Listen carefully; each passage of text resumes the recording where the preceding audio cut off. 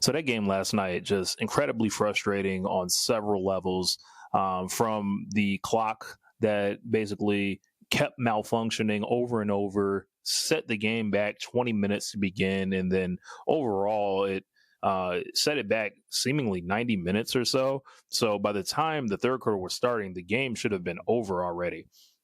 No doubt affected the Indiana Fever. Not sure what got into the Valkyrie, but they were hotter than the sun in the first half. I remember at one point they were 9 for 10 from the 3-point line as a team. And at that point, I was like, this is fake. I can't believe what I'm watching. And that was really the difference, I think, in this game. The Valkyries just caught fire from, beyond the 3-point line. And the Fever were pretty inept last night from three.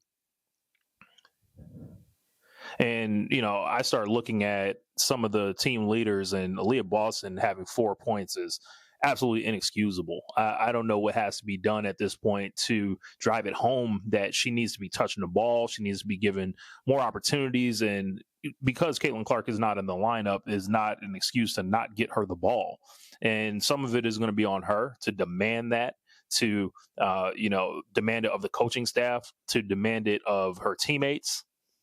When Ariel Powers is coming in and giving you 17 off the bench, and that's the leading scorer, I don't know if that's going to be a successful night for the Indiana Fever. I think that in the third quarter, there were opportunities to get back in the game, but they could not seem to just get it to 5 points and break through to the next, frontier, if you will. Natasha Howard had a rough night in that aforementioned third quarter with 4 travels in a row. One of them they didn't call. I didn't know what was going on with her last night.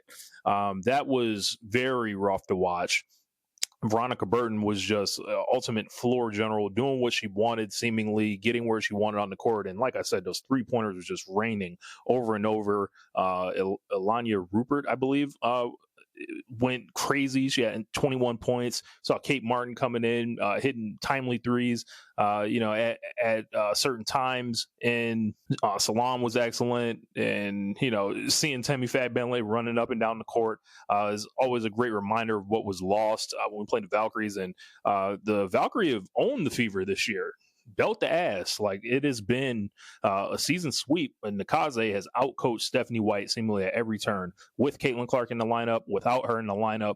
And there's something about the Valkyries team that just they have the Fever's number, home, away, every possible lineup. And this makes me, concerned because this loss for the Fever dropped them to the 8th position, which I thought they would pretty much avoid.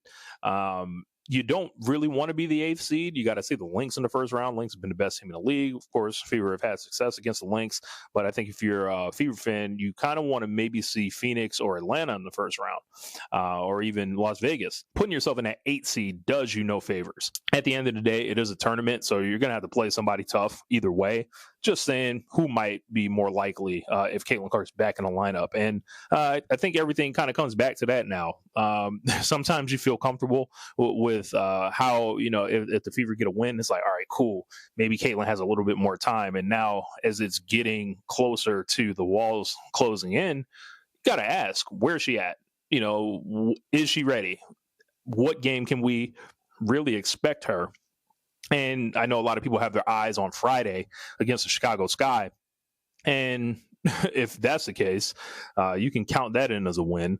But just these nights are so frustrating. Just a horrific basketball game in general, just so sloppy. And seemingly the Valkyries' 3-point shooting was the only really redeeming quality of it. The offense for the Fever just looked terrible. Kelsey couldn't really get it going. And it just felt like, end of the road trip, seemingly. And, they got 2 out of 3. And this one was, tough. This was tough. And I don't think the shot clock stuff helped. But I think Stephanie White's got to, really challenge her best players to be at their best. And when I say that, it's like Aaliyah Boston. You cannot have nights like this. This is inexcusable. This just felt like not a great display for basketball in the league. For the Fever and the Valkyries. The Valkyries are fine playing that this seemingly muck ball, because that's what a lot of this game was. Because they are like, all right, at the end of the day, we still have our 3-point shooting. It's going to come from somewhere, and the Fever did not. They did not have their 3-point shooting. This one moves the Valks up to 6th. The Storm are in the 7th position. So if the Fever can outright finish in front of the Storm, that will, or tie them, that will give them that 7th spot.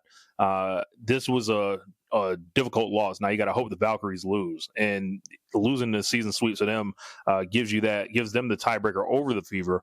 And this is embarrassing.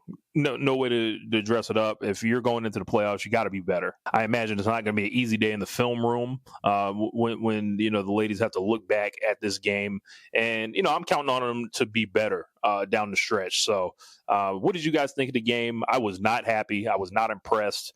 And this one, this stinks, because it just felt like, okay, the team was riding some momentum to basically seal off that playoff spot, and this was an enormous setback, I feel like. So let me know what you guys think in the comments. My name is Rich.